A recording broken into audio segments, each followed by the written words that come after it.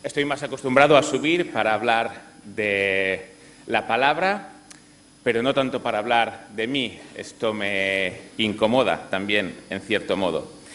Pero, bueno, lo cierto es que algo muy importante de conocer a una persona es conocer su testimonio. A mí me ha pasado de estar muchos años con una persona y decir, ostras, ahora la conozco de verdad a partir de cuando conozco su testimonio. Así que os voy a compartir el mío de forma bastante breve, pero esta vista de pájaro creo que es suficiente para empezar a conocernos. Nací en un hogar cristiano, mi padre y mi madre se conocieron cuando ya eran creyentes en una iglesia en Barcelona y se casaron y entonces pues yo, entre más, salimos de esa relación y desde pequeño ya fui a la iglesia y a la escuela dominical. Fui creciendo y estaba en las reuniones escuchando lo que decían, pero lo cierto es que no tenía demasiado interés y si evalúo el fondo de por qué yo no tenía demasiado interés en lo que se decía, es porque en el fondo no me lo creía. El mensaje de la Biblia es un mensaje que compromete y yo no quería comprometerme.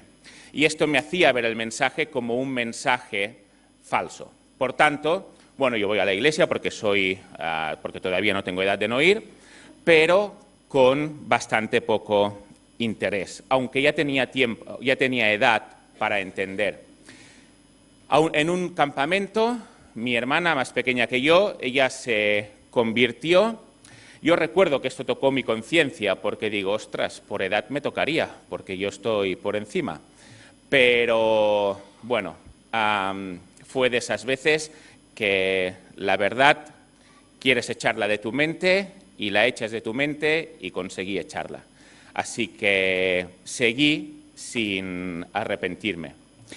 Y entre todo lo que escuchaba había algo que en aquel momento se predicaba bastante y que tiene que ver con la predicación de hoy también, ya lo veréis, y es sobre la segunda venida del Señor.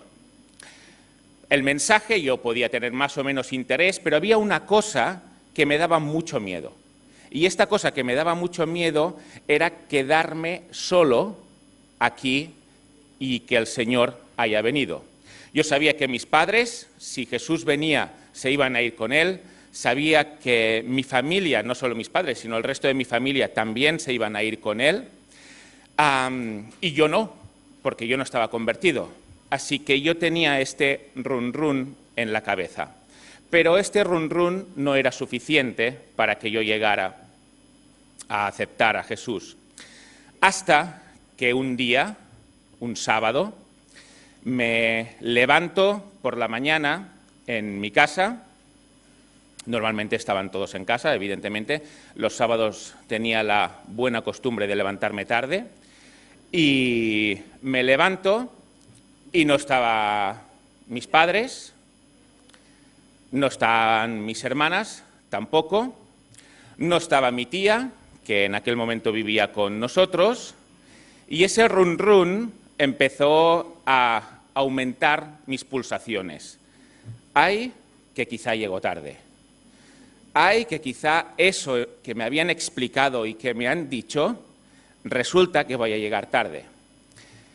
Y yo no podía pensar demasiado, pero dije, voy a hacer un último test que me queda, a ver si realmente es la segunda venida o no. Y entonces salí de casa y me fui a casa de un vecino que está a unos 100 metros, que era el anciano de la iglesia. Y entonces llamé a su puerta a ver si él estaba y tampoco estaba. Luego pensé, digo, no sé qué le hubiera dicho si llega a salir, le pido sal o algo, pero tampoco estaba. Entonces, yo ya estaba convencido de que era la segunda venida, me fui a casa y pues me puse a orar. Y yo oraba diciendo, mira, lo siento, sé que llego tarde, sé que he estado avisado, pero por favor, si es posible, que me vaya contigo. Y si no, resistiré lo que sea para ir al final. Bueno, estamos aquí, no fue la segunda venida, es evidente, pero, o sea, después vinieron mis padres, no sé si estaba muy blanco o no yo, pero no les conté nada en aquel momento, lo conté más tarde. Pero yo ya me había convertido aquel día, yo ya tenía un compromiso con Dios y por tanto yo sabía que mi vida tenía que cambiar. Pero al no haber sido la segunda venida, volví un poquito a relajarme. Y aunque yo sabía que me tenía que portar bien, no era un niño malo, no era un niño rebelde, pero no era lo que la Biblia nos pide que seamos en el fondo, en el corazón, que no busquemos nuestra propia bondad, sino confiemos en Dios, en lo que Él ha hecho. Y yo veía que esto, a pesar de que me había convertido, no lograba conseguirlo, no lograba vivirlo. Por tanto, me reconvertí otra vez porque pensé, digo, bueno, las confesiones bajo presión no valen, yo me convertí bajo presión, pues me voy a reconvertir. Y tampoco cambió mi vida. Y entonces me volví a reconvertir, no sé cuántas veces.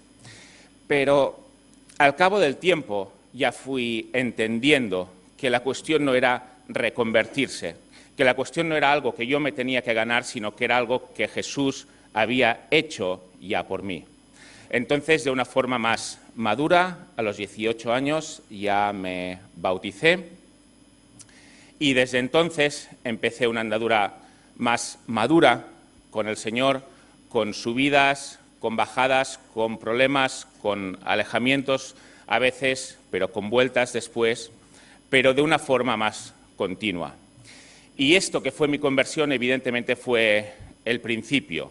Después de esta etapa he tenido muchas cosas en la vida, particularmente 3 que me han afectado especialmente.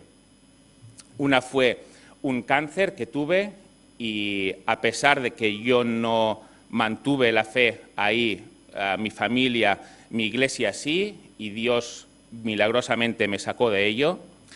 También el fallecimiento de mi hermana, la que era un poquito más joven que yo, y también una separación. Y estas 3 cosas, lo cierto es que fueron golpes muy duros en los que viví el proceso de decir, mira, ojalá y no esté viviendo esto, pero lo estás viviendo.